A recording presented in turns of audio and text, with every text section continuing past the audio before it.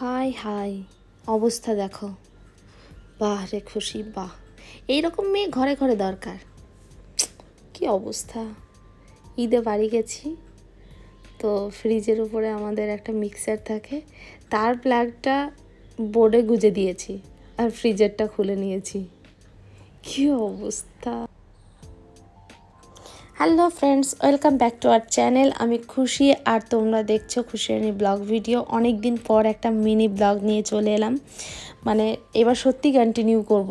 আমি প্রত্যেকবার বলি আর আমার করা হয় না। যাই হোক, তো ঘরটা ক্লিন করতে এসে দেখছি বাইরে আওয়াজ হচ্ছে, জানালা খুলে দেখি ও বাবা প্রচণ্ড জোরে বৃষ্টি হচ্ছে। মনে মনে ভাবলাম ভালোই হয়েছে, এত দূর জার্নি করে এসে তার উপরে কাজ করতে হবে, তো ঠিক আছে চলো জানালা খুলে দিয়ে ঠান্ডা ঠান্ডা বৃষ্টির হাওয়া নিই আর ঘরটা ক্লিন করে নিই।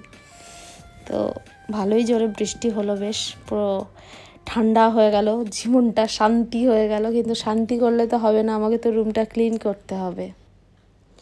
টেনটানা, এই দেখো পুরো পরিষ্কার করে নিয়েছি। দেখো দেখো ফ্রিজটা দেখো, একদম নতুন করে ফেলেছি। ভালোই হয়েছিল, একদিকে নোংরা হয়েছিল, না হলে এই ফ্রিজ আমি আর পরিষ্কার করতাম না। তো ঠিকই আছে, ঘরটাও কি সুন্দর গুছিয়ে। যাক, কমপ্লিট হলো কাজটা বাবা। এদিকে সন্ধ্যাবেলায় একটু ঋতিকা পার্লারে চলে এলাম, রিমাদির দোকানে।